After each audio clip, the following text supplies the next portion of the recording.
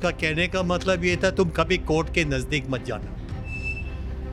Court एक खतरनाक institution है, उसके नज़दीक मत जाना, धोखा मिलेगा तुमको। कि पंजाब में एक हाईकोर्ट जज अरेस्ट हो गया, गिरफ्तार हो गया, जेल में है। क्योंकि हाईकोर्ट जजेस कभी जेल में नहीं होता है, क्योंकि सरकार को, पुलिस को सबसे खतरनाक चीज़ हमारा ज़बान है। तो बम से कोई खतरा नहीं है, AK-47 से कोई खतरा नहीं है, लेकिन एक्टिविस्ट का ज़बान से, क्योंकि बोलने से लोग जागृत होता है, और बोलने से, तेज़ बोलने से संघर्ष का रास्ता से लोग चलता है। और ऐसा खतरनाक सरकार हमारा देश में कभी नहीं हुआ। तो उसके बाद जब 84 का राइट्स हो गया, राइट ने मैसेकर हो गया, जेनोसाइड हो गया, और उसके बाद पंजाब में इनकाउंटर किलिंग शुरू हो गया। कि सरकार क्या चीज़ होता है, पुलिस क्या होता है। और मेरा समझ में आया कि पुलिस सबसे टेररिस्ट फोर्स हमारा देश में पुलिस फोर्स है। इसको सुधारना बहुत ज़रूरी है। सुप्रीम कोर्ट ने बार बार कहा पुलिस रिफॉर्म होना ज़रूरी है। ये लोग पकड़ा गया था, हमारे लोगों को, हमारे नौजवान लड़कों को पकड़ा गया था, पुलिस कस्टडी में था, पुलिस कस्टडी भी जान से मारा। पुलिस इतना बेशर्म हो गया, पंजाब सरकार इतना बेशर्म थे, खुलेआम से बोला। आप माफ़ कीजिएगा, मेरी हिंदी थोड़ा कमज़ोर है। बहुत साल पहले जब मैं यंग लॉयर था बॉम्बे में, मैं एक ट्रेड यूनियन में काम करता था, डॉक्टर दत्ता सामंत। डॉक्टर दत्ता सामंत एक मिलिटेंट ट्रेड यूनियन था, और मैं शायद second year third year law में था। तो मैं गया, मैं परेशान था, मेरा पर्सनल लाइफ में मैं परेशान हो गया। मैं इंजीनियर बन गया IIT से, लेकिन मुझे सिविल इंजीनियरिंग नहीं करने का था। मैं बहुत परेशान हो गया, करे क्या। तो एक दिन मैं डॉक्टर साहब का ऑफिस में गया और मैं बोला, डॉक्टर साहब मैं यूनियन में काम करना चाहूँगा। और उसने मुझे खूब गाली दी, तुम पढ़े लिखे लोग क्या काम करेगा, मजदूर के बीच में क्या काम करेगा, तुम्हारा डिग्री है, जाके काम करो। लेकिन मैंने कहा डॉक्टर साहब मैं कुछ भी काम करूँगा। तो शुरू किया, और डॉक्टर साहब, और एक लड़ाकू यूनियन था, मतलब वो, उसका कहने का मतलब ये था तुम कभी कोर्ट के नज़दीक मत जाना। कोर्ट एक खतरनाक इंस्टीट्यूशन है, उसके नज़दीक मत जाना, धोखा मिलेगा तुमको। तुम अपने लोगों को इकट्ठा करो और फाइट करो। और ये मेरा पहला गुरु मिल गया मुझे लाइफ में, अजीब सा गुरु, लेकिन वो मेरा गुरु था, क्योंकि उसने मुझे सिखाया। उसके साथ में गया, गेट मीटिंग में गया, कई बार गया, और मैंने देखा कैसा फाइट करने का है और कानून को साइड में रखना।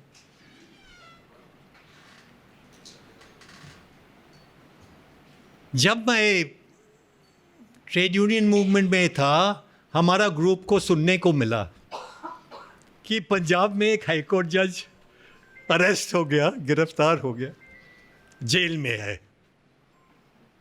तो हम बहुत इंटरेस्टेड हो गया, ये जस्टिस बेंच है कौन, क्योंकि हाईकोर्ट जजेस कभी जेल में नहीं होता है, उसका भर्ती जेल में कभी नहीं होता है। तो कौन है ये अजीब सा जज जो पुलिस ने पकड़ा, उसको जेल में डाला। तो हम लोग पंजाब आ गया। उस वक्त मुझे पक्का याद नहीं है, लेकिन टैनी भी यंग एडवोकेट था, अभी भी है यंग एडवोकेट टैनी। जिस तरह से काम करता है अभी भी बहुत यंग है, यंग इन हार्ट है। और मुझे एक्चुअली पक्का मालूम नहीं है, लेकिन बहुत कम समय मिला उसके साथ थोड़ा इंट्रोडक्टरी बात करने में, और सीखने को मिला। क्योंकि मुझे लगा अगर जेल में है, टाडा वाला केस में जेल में है, तो मेरा मन में प्रश्न आ गया, क्या कुछ AK-47 चलाया, क्या कुछ बम फेंका, क्या किया, टेररिस्ट कौन सा टेररिस्ट काम किया। तब सीखने को मिला कि बेन साहब एक लड़ाकू भाषण दिया, एक लड़ाकू भाषण दिया, और देने के बाद उसको जेल में डाला। क्योंकि सरकार को, पुलिस को सबसे खतरनाक चीज़ हमारा ज़बान है। वो बम से कोई खतरा नहीं है, AK-47 से कोई खतरा नहीं है, लेकिन एक्टिविस्ट का ज़बान से सरकार खूब डरता है, क्योंकि बोलने से लोग जागृत होता है, और बोलने से, तेज़ बोलने से संघर्ष का रास्ता से लोग चलता है, और तेज़ बोलने से क्रांति होता है देश में। और साथियों, हमारा देश में इस तरह का भाषण होना और इस तरह का क्रांति होना भी बहुत ज़रूरी है। तो खतरनाक वो है जो बोलता है तेज से, खतरनाक वो है जो कॉम्प्रोमाइज़ नहीं करता, और कॉम्प्रोमाइज़ वो है, रास्ता वो है जो क्रांति का रास्ता है। ये हमारे यंग लोगों को सीखना ज़रूरी है, खास इस समय जब पूरा देश में नया सरकार जैसा आ गया पिछले 5, 6, 7 साल से, और ऐसा खतरनाक सरकार हमारा देश में कभी नहीं हुआ। सच बोले, पॉपुलर सरकार है, जीतता है इलेक्शन, करे क्या, हम आलोचना करेगा लेकिन जीतेगा इलेक्शन, और इलेक्शन जीतने के बाद खतरनाक पॉलिसी लाएगा जिससे पूरा देश का नुकसान।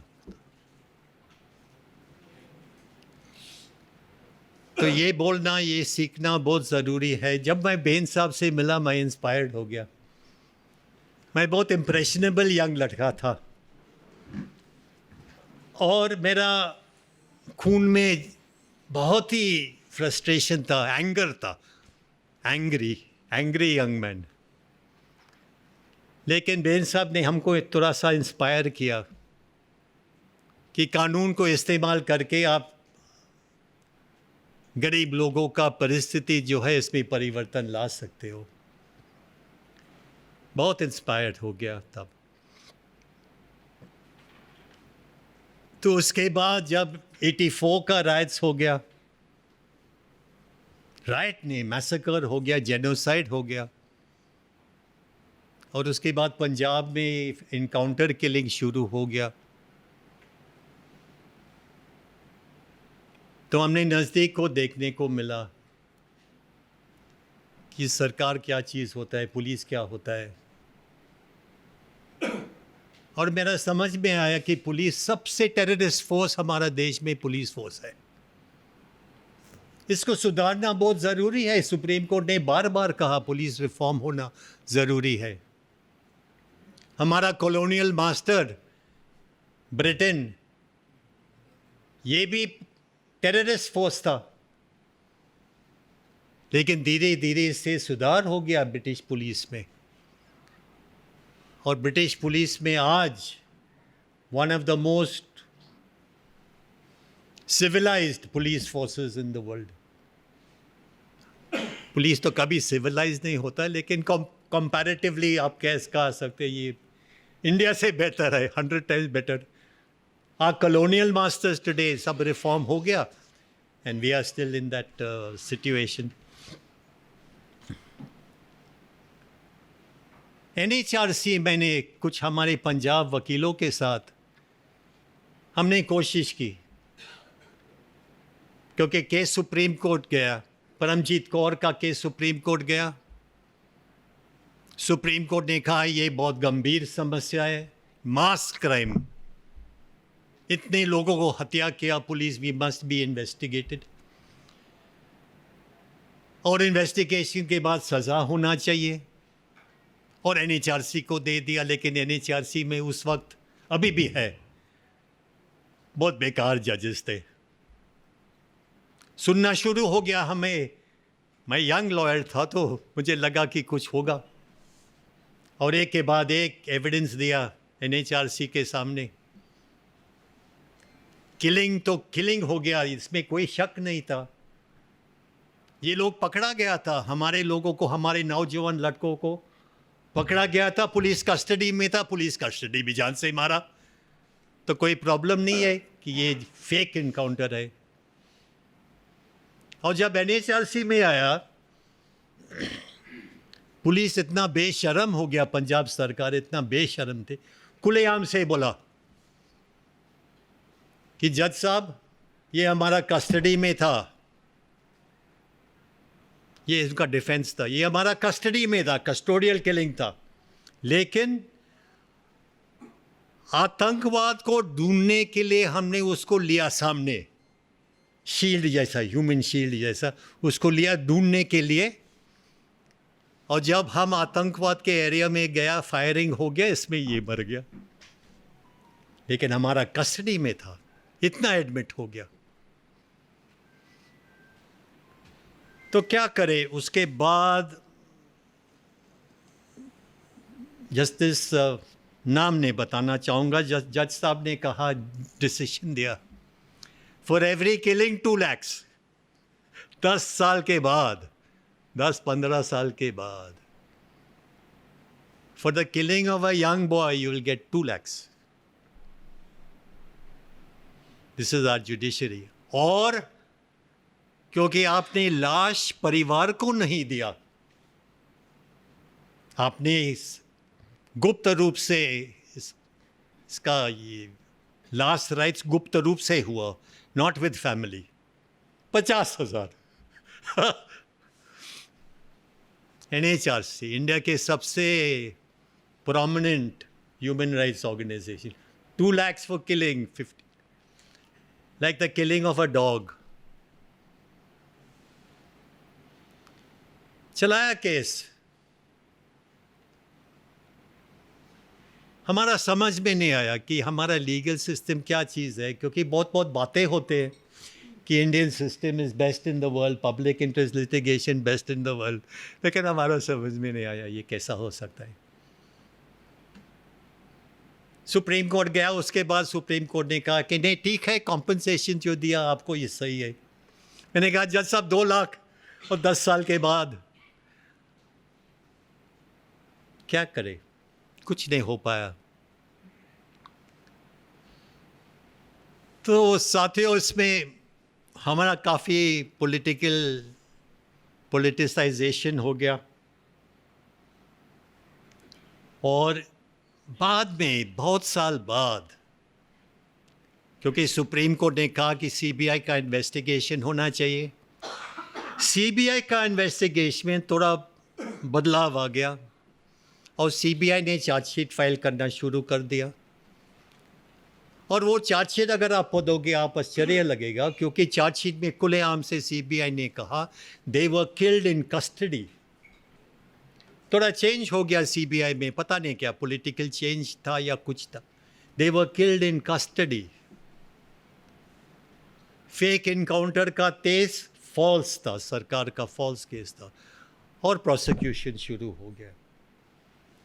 और अभी मतलब इतने साल के बाद कुछ 10-15 पुलिस ऑफिसर को कन्विक्ट हो गया इस मैटर में, वो अपील्स पेंडिंग है हाई कोर्ट, सुप्रीम कोर्ट, लेकिन कन्विक्शन हो गया कोर्ट का। बहुत कम, कितने सारे लड़कों को मारा in cold blood, and what is the end result? The end result is like that. साथियों, मोदी जी सरकार के समय में हमारा स्थिति बहुत ही गंभीर हो गया।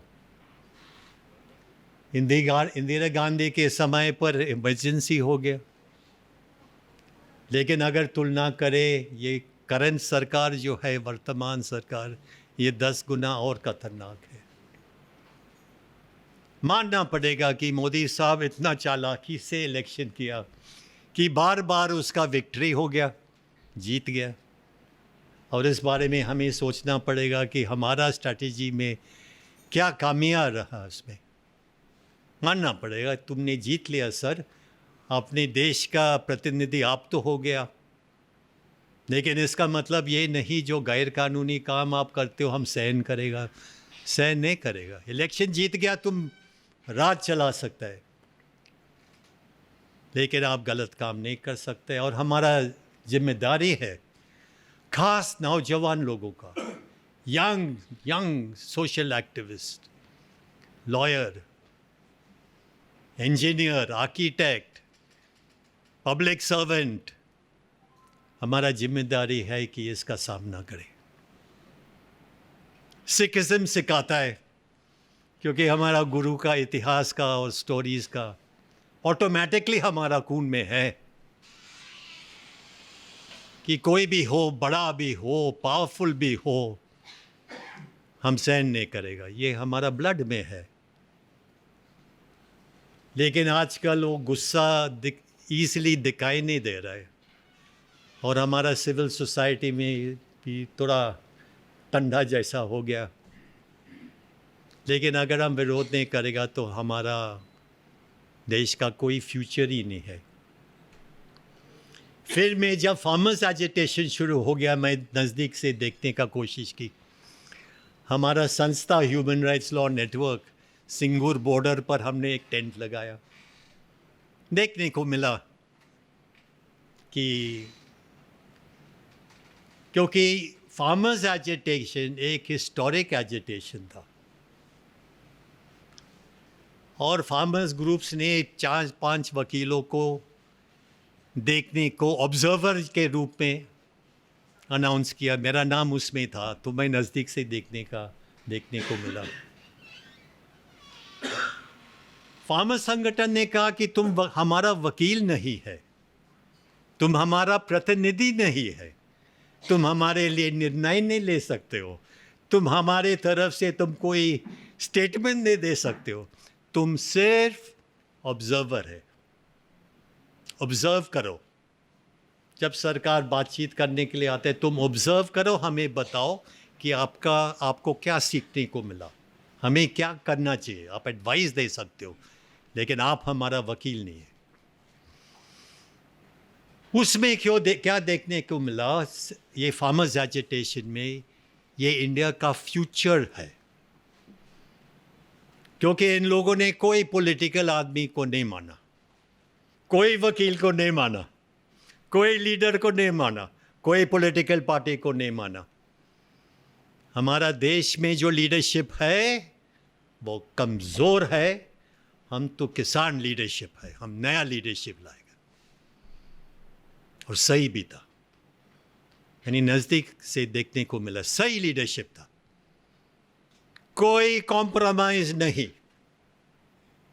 हम समझौता करने के लिए नहीं आया। हमारी स्थिति जो है, पंजाब किसान और देश के किसान की परिस्थिति जो है गंभीर है। फार्मर सुसाइड डेथ्स हमने देख लिया, वो पूरा डॉक्यूमेंट देख लिया। कोई रास्ता नहीं है, कोई उपाय नहीं है। जान लिया, यंग लोगों ने जान लिया, बैंक ने उसका घर पे गया, उसका सब बर्तन, वेसल वगैरह, ट्रैक्टर वगैरह कब्जा कर दिया, आत्महत्या किया। तो फार्मर्स में कोई कॉम्प्रोमाइज़ नहीं रहा लास्ट तक। और मोदी सरकार ने तोड़ने का कोशिश की, बार बार तोड़ने का कोशिश की। गलत स्टेटमेंट, एग्रीकल्चर मिनिस्टर ने बार बार गलत स्टेटमेंट दिया। लेकिन फार्मर ने साल के ऊपर, ठंड के मौसम में, बारिश के मौसम में, फार्मर्स से हिला नहीं। और ये एक फ्यूचर के लिए ये एक उदाहरण जैसा है कि अगर हमें इंडिया को आगे ले जाना है, ये पुराना पॉलिटिक्स से नहीं होगा, पुराना पॉलिटिकल लीडर से नहीं होगा, पुराना पॉलिटिकल पार्टी से भी नहीं होगा। ये होगा अगर आम जनता, इंडिया की आम जनता इकट्ठे हो जाएंगे और लड़ाकू तरीके से फाइट करेगा तब। लेकिन बेन साहब जैसे, जस्टिस बेन साहब जैसे, उसका जो इंस्पिरेशन था ये इम्पोर्टेंट है, क्योंकि आजकल के जुडिशरी संकट में है, बहुत भारी संकट में है। क्योंकि अलग किस्म के लोगों को अंदर लिया, अलग किस्म के जजेस को भर्ती किया। और इस बारे में मैं खुलेआम से नहीं बोल सकता है, लेकिन मैं आइडिया दे सकते हैं आप लोगों को कि ऐसे लोगों को काफ़ी संख्या में अपॉइंट किया जो सरकार से नज़दीक है। इसका ऑब्जेक्शन मैं नहीं लेता, सिर्फ इस ये नहीं कि तुम चलो ये पार्टी से नज़दीक हो, तुम जज नहीं बन सकते, ठीक है तुम जज बन गया, लेकिन क्या जज बनने के बाद जब वो पार्टी का केसेस तुम्हारे सामने आएगा या वो इश्यूज तुम्हारे सामने आएगा, क्या तुम पार्टी का नियम के हिसाब से चलाओगे तुम्हारा कोर्ट या तुम कॉन्स्टिट्यूशन के हिसाब से? और हमने देखा कि कॉन्स्टिट्यूशन के हिसाब से नहीं चलाते। कॉन्स्टिट्यूशन नंबर 1 नहीं है, फर्स्ट नहीं है। तुम्हारा पार्टी का प्रोग्राम्स, पार्टी का प्रोपेगेंडा, पार्टी का हेट स्पीच, सब तुम्हारा जजशिप में धीरे धीरे से आना शुरू हो गया और जुडिशरी में ये आना शुरू हो गया इन बिग नंबर्स। तो मेन इंस्टीट्यूशन जो है पब्लिक को बचाने के लिए, वो मेन इंस्टीट्यूशन कमज़ोर है। आपको मालूम है इमरजेंसी के समय जज साहब सरेंडर कर दिया, सारे जजेस एक्सेप्ट जस्टिस खन्ना सरेंडर किया मैडम इंदिरा गांधी के सामने कि ठीक है मैडम, आखिर में सारे जजेस ने किया। Your notification of declaration of emergency is constitutionally valid. Big जजेस, मशहूर नाम था, भगवती, ये वो, चंद्रचूड भी था उसमें। बिग जज, इंटेलिजेंट जज, बेस्ट इन द वर्ल्ड, लेकिन पावर के सामने झुक गया, इंडिपेंडेंस चला गया। That was then. Now it is starting again, different way. और इस सरकार का इमरजेंसी, पुराना सरकार का इमरजेंसी 10 गुना और खतरनाक, very dangerous, and it is starting again. और एक उदाहरण मैं देना चाहूँगा, कलकत्ता, ये मद्रास हाई कोर्ट का एक वकील था, विक्टोरिया। सुनने को मिला कि बीजेपी सेल का, डिजिटल सेल या प्रोपेगेंडा सेल, मीडिया सेल का था, लेकिन वकालत करती थी। और उसने फेमस स्टेटमेंट दिया, famous statement, there are 2 types of terror in India: green terror, white terror. Green terror we know, Muslim. White terror is Christian. और white terror और खतरनाक है, क्योंकि white terrorist के पास स्कूल्स है, अस्पताल है, लाइब्रेरीज है वगैरह। Should such a lawyer be made a judge of the High Court? Openly, everybody in Chennai will know, Madras में, तमिलनाडु में सबको मालूम है इसका व्यूज क्या है, उसने क्या पब्लिक में क्या स्टेटमेंट दिया। Should she be made a judge of the High Court? Recently, hardly 1 year ago, हमारा सुप्रीम कोर्ट कलीजियम ने पास कर दिया, यू आर जज, नाउ शी इज अ जज of the high court. Openly now, C, openly. जब challenge हुआ उसका appointment का, तो जज साहब ने जजमेंट दिया, we are right, petition dismiss हो गया, वी आर राइट। व्हाई? क्योंकि कॉलेजियम एलिजिबिलिटी पर ध्यान रख सकता है, लेकिन सूटेबिलिटी हमारा जुरिस्डिक्शन के बाहर है। मतलब क्या है? एलिजिबिलिटी मतलब 10 साल का प्रैक्टिस होना चाहिए हाई कोर्ट जज बनने के लिए। सूटेबिलिटी में हम नहीं जा सकते जब हम अपॉइंट करता। यह अजीब बात है। जज व्यक्ति अगर, लॉयर अगर सूटेबल है कॉन्स्टिट्यूशनल पोस्ट लेने के लिए, ऑक्यूपाई करने के लिए, कॉन्स्टिट्यूशन को संभालने के लिए, कॉन्स्टिट्यूशन को इम्प्लीमेंट करने में, आर यू सूटेबल और not? Supreme court judgement, we can not look into suitability. Sorry, she is eligible. That is why I say, sir, now we are in very difficult situation. Very difficult situation. Like British colonial rule. Every Indian in India, every Indian, particularly young people, sir, we have to rise up in revolt. I'm not saying armed struggle. I'm not saying armed. We have to rise up in revolt. Like Jaiprakash Narayan said, Sampurna Kranti, total revolution. We have to learn that. We have to learn that in the country. So many of my lawyer friends are in jail today. Lawyer Gadling from Nagpur, जिन्होंने tribal area में 20, 25, 30 साल से काम कर रहे थे, free of charge for tribals, free of charge, क्योंकि police का शक था कि वो ट्राइबल में उसका क्लाइंट जो है उसमें कुछ नक्सलाइट भी थे. So what? So what?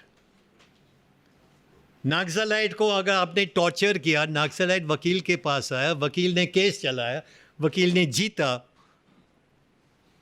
तो that is a crime in India to do a case of a naxalite.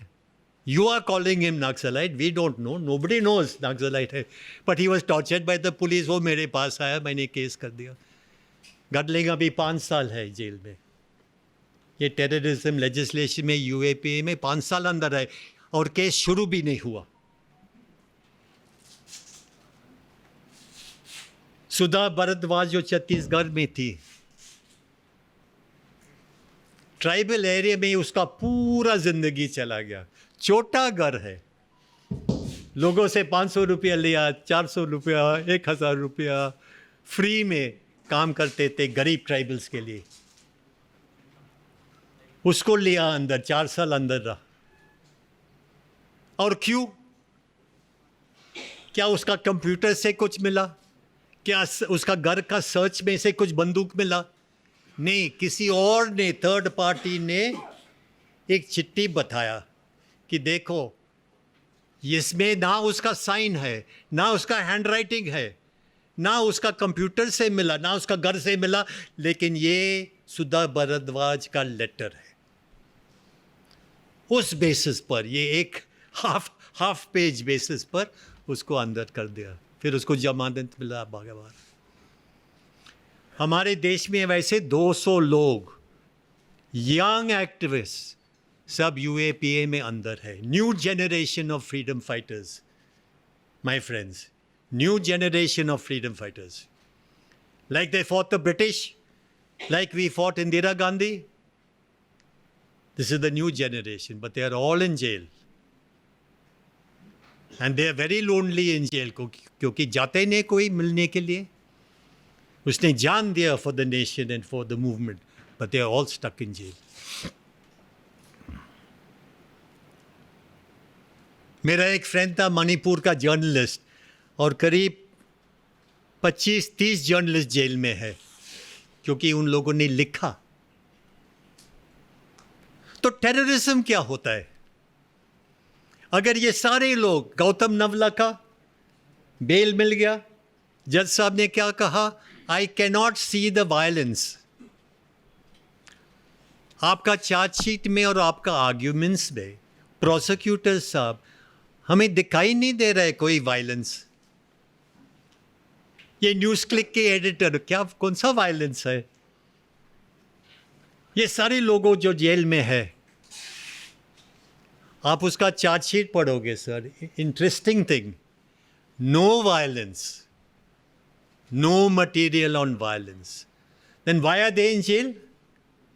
Because of speech, because of speech only. खूब विरोध किया सरकार का, दैट्स ऑल. फिर उस पर कहानी बनाया, इसका लिंक ऐसा है, उसका कॉन्स्पिरेसी ऐसा है, उसने ये किया वो किया, लेकिन कोई सबूत नहीं है. और हमारा यूएपीए कानून खतरनाक इसलिए है क्योंकि इसका मिसयूज़, ग्रॉस मिसयूज़ हमारा कंट्री में हो गया।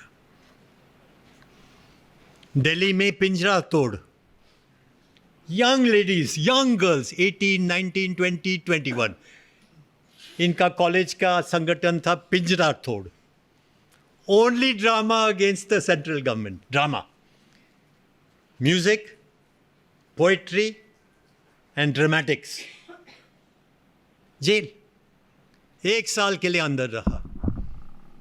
और आखिर में जब केस आया जज साहब के सामने, high court, lucky for them, good जज। तो जज साहब, prosecutor, they are dreaded elements, इनका कॉन्स्पिरेसी है, इनका पूरा नेटवर्क है स्टूडेंट कम्युनिटी में, ये पूरा मतलब हमारा देश को ये। तो जज साहब पूछा, प्रोसिक्यूटर साहब चलो आप बहस करो कि ये टेररिज्म कैसा होता है। तो प्रोसिक्यूटर साहब ने कहा कि साहब अभी नहीं, बाद में करेंगे, क्योंकि ये चार्जशीट 3000 पन्ने का है, बहुत समय लगेगा साहब। हर केस में बोलते हैं, जैसा खालिद का केस में 3000 page chargesheet, but nothing in that chargesheet, not one line, not one word provocative speech. क्या हम लोग इंडिया में है? इंडियंस तो हमेशा प्रोवोकेटिव स्पीच करते हैं, हम थोड़ी फालतू स्पीच करते हैं। तो प्रोवोकेटिव स्पीच क्राइम है क्या?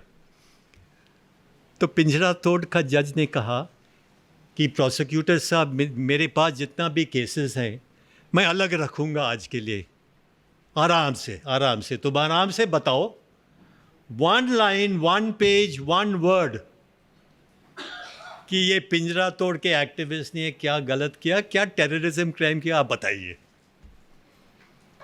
प्रोसिक्यूटर को नहीं चलाने का था, क्योंकि उसका गपशप जैसा आर्ग्यूमेंट था, कोई प्रूफ नहीं था, कुछ नहीं था। और जज साहब के कहा, देखो जज साहब, मैं अक्यूज्ड का स्टेटमेंट नहीं पढ़ूंगा, इनका जो डिफेंस है मैं इस पर विचार ही नहीं देगा, सिर्फ तुम्हारा चार्जशीट से तुम बताओ, मैं यकीन करूंगा, तुम्हारा चार्जशीट से बताओ कि क्या टेरर क्राइम किया। और 1 घंटे, 2 घंटे के बाद, 3 घंटे के बाद फिर जजमेंट लिया, फिर दूसरा दिन फिर एक जजमेंट लिया। जज साहब ने हिला नहीं। You take your time prosecutor साहब, show me where is the crime.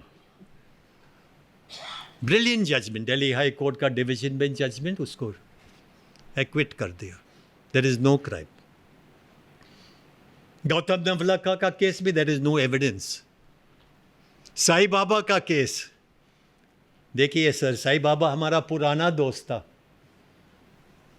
जब मैं बहुत साल पहले, साईं बाबा हमारा मीटिंग में, उसका मीटिंग में मैं जाते, साईं बाबा मीटिंग में आते थे, उसका राइट हैंड में चप्पल बांधता था,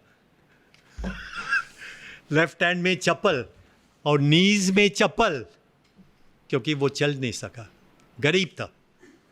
ऐसा चल के वो स्टेज में आ जाता है और भाषण देता था।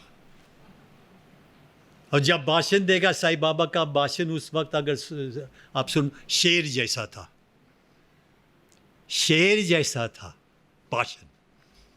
इसलिए साईं बाबा को पकड़ के ले लिया अंदर, क्योंकि इंटेलेक्ट था और स्ट्रॉन्ग विल्ड था, determined person, freedom fighter, new generation freedom fighter. इसलिए साईं बाबा को जेल में डाला।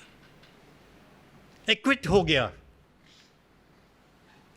हो गया, सुप्रीम कोर्ट में गया। वो जब जेल से बाहर आने वाला था, टेलीफोन कॉल आया दिल्ली से, don't release him, just wait. जज साहब के सामने केस लिया कि sir he is dreaded terrorist, dreaded this, dreaded that, this that. Supreme court ने स्टे कर दिया, एक्विट हो गया। ट्रायल के बाद सुप्रीम कोर्ट ने स्टे कर दिया उसी वक्त, और जेल सुपरिटेंडेंट साईं बाबा से कह दिया कि तुम वापस जाओ, तुम्हारा मैटर स्टे हो गया। ऐसा कभी होता है? एक्विट होने के बाद अपील होता है, सरकारी अपील होता है, सरकारी अपील का सुनवाई खत्म होने के बाद जजमेंट होता है, फिर तुम वापस जाओगे जेल में। ऐसा नहीं, कि ऊपर ऊपर से पेपर पढ़ने के बाद बोलो जाओ अंदर जाओ, और 2 साल और रहा। बहुत बीमार था, इनवैलिड था, ये डिसेबल था, लेकिन उसके साथ। और अभी दोबारा कुछ 4-5 महीने पहले दोबारा एक्विट हो गया। जजमेंट आया बॉम्बे हाई कोर्ट का, ज़बरदस्त जजमेंट, पूरा 100% एक्विट हो गया। तो सुप्रीम कोर्ट जब केस लिया था इस वक्त, सुप्रीम कोर्ट जज ने कहा ये बहुत अच्छा जजमेंट है, प्रोसिक्यूटर साहब ये अच्छा जजमेंट है, अच्छी तरह से लिखा, हम इसमें स्टे नहीं डाल सकते। और वो बाहर आ गया और अपने परिवार के साथ अभी रह रहे। ये हालत है। फ्रीडम मूवमेंट जैसी जो स्थिति था वो अभी स्थिति है हमारा देश में।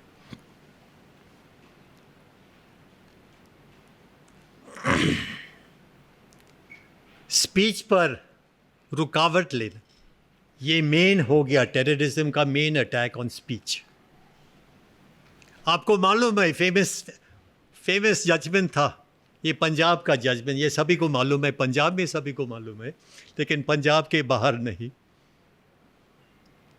कि खालिस्तान जिंदाबाद बोलना ये टेररिज्म एक्ट है।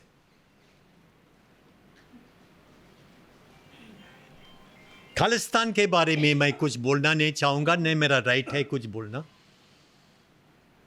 मेरा सिर्फ इस पर बोल रहा हूँ कि अगर कोई बोलेगा कि हमें खालिस्तान जगह जैसा चाहिए, ऐसा होना भी मुश्किल है, हो सकता है लेकिन मुश्किल है, क्योंकि कोई सक्सेशन के लिए कोई इंडिपेंडेंट देश, और इंडिपेंडेंट देश तो हो गया, बहुत सारे हो गया हमारे इंटरनेशनल लेवल पर, मेजॉरिटी होना ज़रूरी है, ऑपरेशन होना ज़रूरी है वगैरह। लेकिन मैं इस पर बात करूँ कि क्या व्यक्ति को वो सही हो या गलत, अगर कहेंगे कि खालिस्तान हमें चाहिए, लेकिन कोई आर्म स्ट्रगल नहीं किया, कोई बंदूक नहीं चलाया, कोई बॉम्ब नहीं किया, कोई वायलेंस नहीं किया, क्या उसका बोलने का अधिकार है? हमारा सुप्रीम कोर्ट का जजमेंट है। एक आया था यार, चंडीगढ़ में कोई भाषण दिया, भाषण देने के बाद कुछ नहीं हुआ, कोई वायलेंस नहीं हुआ, वो कन्विक्ट हो गया, हाई कोर्ट में कन्विक्ट हो गया, सुप्रीम कोर्ट तक गए, सुप्रीम कोर्ट जज साहब से पूछा, प्रोसिक्यूटर साहब से पूछा, प्रोसिक्यूटर साहब हमने देखा, ये केस देखा, उसने बड़ा ज़बरदस्त भाषण दिया, लेकिन ये बताओ भाषण देने के बाद कुछ वायलेंस हो गया, कुछ उसका ग्रुप ने कुछ वायलेंस किया? नहीं साहब, कोई वायलेंस नहीं हुआ, एक्विट हो गया। और कश्मीर में भी एक केस था, आज़ादी का केस था, एक बंदा आ गया और वो तो ज़बरदस्त स्पीच किया, हमें सबको इकट्ठा करना पड़ेगा, हमें हथियारें खरीदना पड़ेगा, हमें फाइट करना पड़ेगा आज़ादी के लिए। वो भी कन्विक्ट हो गया और सुप्रीम कोर्ट में आया, सेम क्वेश्चन, सुप्रीम कोर्ट जजेस आर सेम क्वेश्चन, प्रोसिक्यूटर साहब एनी वायलेंस, हाँ ठीक है, उसका भाषण जो है आप पसंद नहीं करते हो, आप विरोध हो गया ना, नाराज़ हो गया कि ऐसा भाषण देने का, लेकिन कुछ वायलेंस हो गया, किसी का खून हो गया, किसी का फायरिंग हो गया, कुछ नहीं हुआ साहब। और अभी हमारा मणिपुर वाला केसेस में, मैं जल्दी समाप्त करूंगा, अभी हमारा मणिपुर में सबसे खतरनाक स्टेट अटैक, स्टेट टेररिज्म आज मणिपुर में हो रहा है। संक्षिप्त में मैं बताऊंगा आपको, attack on tribals, genocide of tribals, और ट्राइबल हिली पहाड़ एरिया में रहता है, और ज़मीन के नीचे ऑयल है, ऑयल एंड नेचुरल गैस। तो गरीब लोग हैं, लेकिन वो ज़मीन बहुत कीमती ज़मीन है, और कुछ इंडस्ट्रियलिस्ट, हमारे इंडिया के इंडस्ट्रियलिस्ट उस ज़मीन पर नज़र है। तो ट्राइबल्स को हटाना उस एरिया से और जेनोसाइड करना, अभी पिछले एक साल से, मई पिछले साल से, मई इस साल से 200 लोगों को मार डाला, एथनिक क्लेंसिंग हो गया। 200 लोगों को ख़त्म किया, 2000 3000 घर जलाया, 3000 चर्च जलाया।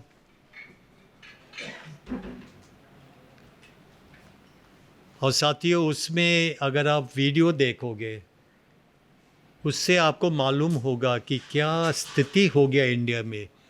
Fully armed terrorist groups supported by chief minister, fully armed.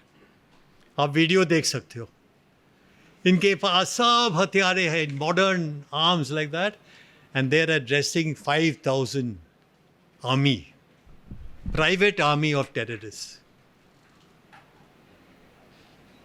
तो ये हमारा कंडीशन हो गया इंडिया में। हमारा डेमोक्रेसी ख़त्म होने को आ रहा है। हमारा डेमोक्रेसी बहुत फ्रेजाइल जैसा हो गया, नाजुक है, ख़त्म हो सकता है। ये सरकार अगर ये इलेक्शन जीतेगा तो अंगार जैसा होगा इंडिया में, क्योंकि मणिपुर का जो रास्ता हो गया था उस पर प्राइवेट आर्मीज़ को हथियारे देना और फुल सपोर्ट देना स्टेट का, अगर ये होगा तो डेमोक्रेसी इंडिया में ख़त्म हो जाएगा। इसलिए ये इलेक्शन का रिजल्ट्स बहुत ही इम्पोर्टेंट है। और मोदी साहब भी बहुत तगड़ा पॉलिटिशियन है, इंडिया के सबसे तगड़ा पॉलिटिशियन हो गया, मान लीजिए, स्ट्रॉन्गेस्ट, बहुत cleverest politician of India. If he wins again, that will be the end of democracy in India. So there in Manipur, the Kukis, the tribals, उन लोगों ने एक पोस्टर निकाला कि हमारा दिल का है, हमारा सपना है कि एक दिन कुकी लैंड हो, जैसे खालिस्तान वगैरह, एक दिन कुकी लैंड हो। और उनको पकड़ा गया under terrorism act, and he is now in jail. We are fighting his case. We can win his case, we can win his case, but we are fighting his case. So sir, I just want, now I've taken too much time, I'll just finish very quickly. I just want to say a few words on hate speech. Hate speech. क्योंकि hate speech को नियंत्रण करना public के हाथ में है। आपने सुना होगा जो प्राइम मिनिस्टर ने स्पीच दिया राजस्थान में, such a bad speech, such a dirty speech, hate speech against Muslims. और दिल्ली राइट्स शुरू कैसा हुआ? क्योंकि मिनिस्टर ऑफ स्टेट और minister of state and parliament MP, इन लोगों ने स्लोगन दिया, देश के गद्दारों को गोली मारो सालों को। पब्लिक में, वीडियो के सामने, टेलीविज़न क्रू के सामने, देश के गद्दारों को गोली मारो सालों को। ये हमारा देश का डिक्लाइन है। हमारा देश इस तरह से धीरे धीरे से ख़त्म हो रहा है। मालूम है, पेपर में पढ़ा, प्राइम मिनिस्टर ने कहा, फाइनेंस मिनिस्टर से कहा, हमारा स्टॉक एक्सचेंज बहुत तगड़ा स्टॉक एक्सचेंज है, हमारा 3 ट्रिलियन 5 ट्रिलियन इकोनॉमी है। मैं यकीन नहीं करेगा, मैं यकीन नहीं करेगा। नेशन का मोराल जब ख़त्म होता है, नेशन ख़त्म हो जाएगा। नेशन का सोल ख़त्म होता है, नेशन ख़त्म हो जाएगा। नेशन का आत्मा में ऐसा होता है तो नेशन ख़त्म हो जाएगा। नेशन बड़ा नहीं हो सकता, नेशन वर्ल्ड लीडर नहीं हो सकता है। ये हेट स्पीच को कंट्रोल करना मुमकिन है। जैसे अनुराग ठाकुर का ये जो स्पीच दिया देश के गत, वीडियो लिया, कोर्ट में गया, और सुप्रीम कोर्ट का लेटेस्ट जजमेंट है KM जोसेफ, कोई कम्युनिटी के खिलाफ भड़काने के लिए, अंतर्विरोध लाने के लिए आपने भाषण दिया, कोई सबूत नहीं चाहिए, सिर्फ वीडियो,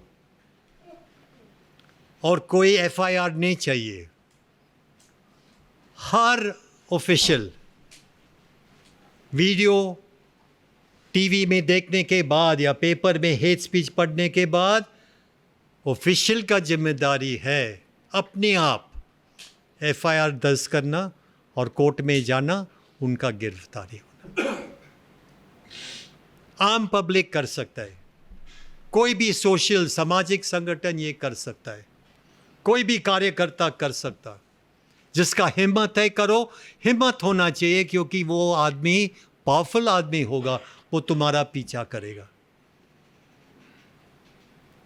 और अनफॉर्चुनेटली दुख की बात है कि हमारा सुप्रीम कोर्ट ने हिम्मत नहीं दिखाया। सोचा ये केस हमने लिया, हाई कोर्ट में लिया, हाई कोर्ट चलाने में बहुत टाइम पास किया, 2-3 साल चला गया।